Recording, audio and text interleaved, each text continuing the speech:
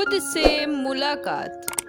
यह कहानी है एक युवा महिला निष्ठा की, जो दिल्ली में एक सफल करियर बना रही है, लेकिन अपने आप से जूझ रही है। निष्ठा एक सफल मार्केटिंग एग्जीक्यूटिव है, लेकिन अंदर ही अंदर वह अकेली और असंतुष्ट महसूस कर रही है। निष्ठा एक बड़ी कंपनी में काम करती है। हर दिन सुबह 8 बजे ऑफिस जाती है और रात 10 बजे लौटती है। उसकी जिंदगी सिर्फ काम और जिम्मेदारियों में सिमट गई है। वह अपने सपनों को भुला चुकी है। एक दिन ऑफिस के काम के दबाव से परेशान होकर वह एक पार्क में बैठ जाती है। वहां बैठकर उसने अपनी जिंदगी के बारे में सोचा। उसे एहसास हुआ कि उसने अपने लिए कभी समय नहीं निकाला। उसने तय किया कि उसे कुछ बदलाव करने होंगे। निष्ठा ने खुद से कुछ सवाल किए। मैं क्या चाहती हूँ? क्या मैं सच में खुश हूँ? क्या मेरी जिंदगी में कोई उद्देश्य है? इन सवालों ने उसे झकझोर दिया।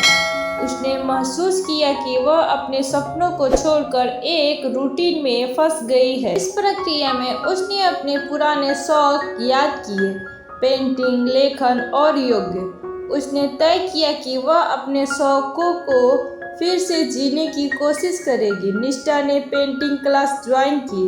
पहले दिन वह थोड़ी संकोच में थी, लेकिन धीरे धीरे उसने रंगों से खेलने में मजा लेना शुरू किया। क्लास में उसे नए दोस्त भी मिले। उन्होंने निष्ठा को प्रेरित किया और उसने अपने भीतर की कला को फिर से जगाया। एक दिन पेंटिंग करते समय निष्ठा ने अपने अंदर की भावनाओं को कैनवास पर उतारा। उसकी पेंटिंग में उसके सपने, डर और इच्छाएं दिख रही थी।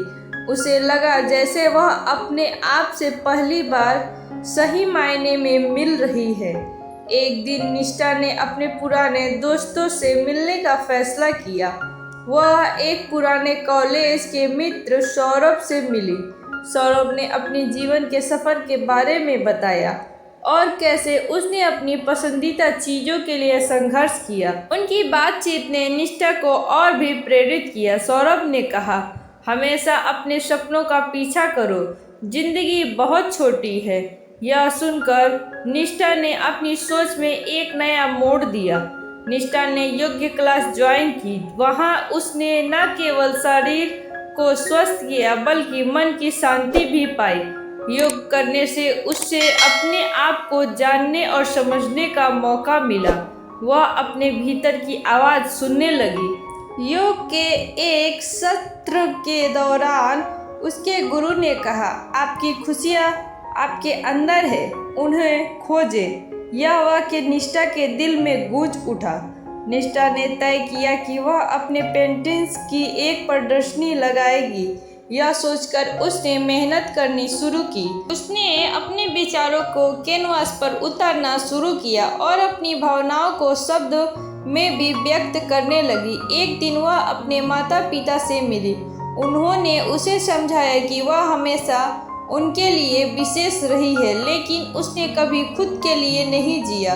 उन्होंने निष्ठा को प्रोत्साहित किया कि वह अपने सपनों का पीछा करे। प्रदर्शनी के दिन निष्ठा बहुत नर्वस थी।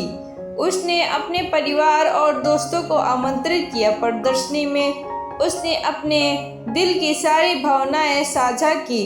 उसकी पेंटिंग ने लोगों को आकर्षित किया। वह खुद को लोगों से जोड़ने में सफल रही। उसकी कला ने दूसरों को प्रेरित किया। एक कला समीक्षा ने उसकी पेंटिंग्स की प्रशंसा की और कहा, आपकी कला में एक अद्वितीय दृष्टिकोण है। प्रदर्शनी के बाद निष्ठा ने अपने जीवन में कई बदलाव किए।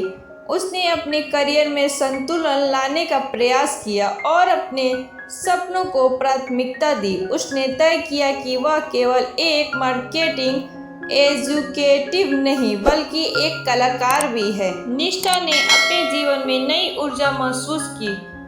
अब वह खुद को पहचानती थी। उसने अपने जीवन को एक नया मोड़ दिया। निष्ठा ने अपनी यात्रा के दौरान कई नए दोस्तों से भी मुलाकात की।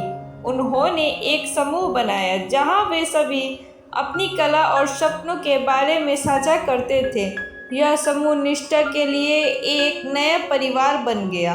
सौरभ ने भी अपनी खुद की कला प्रदर्शनी आयोजित करने का निर्णय लिया। उन्होंने निष्ठा को सहयोग करने के लिए कहा और उसने खुशी खुशी स्वीकार कर लिया। कुछ महीनों बाद निष्ठा ने एक नई प्रदर्शनी की योजना बनाई, जिसमें उसने अपने अनुभव को साझा किया। उसने बताया कि कैसे उसने खुद से मुलाकात की और अपनी पहचान खोजी। उसकी कहानी ने कई लोगों को प्रेरित किया। लोग उसे सराहने लगे और उन्होंने अपनी कहानियाँ भी साझा की। निष्ठा ने महसूस किया कि जीवन की असली खुशी खुद को जानने और समझने में है। उसने अपने सपनों का पीछा करने का वादा किया और हमेशा के लिए खुद को प्राथमिकता देने की ठानी।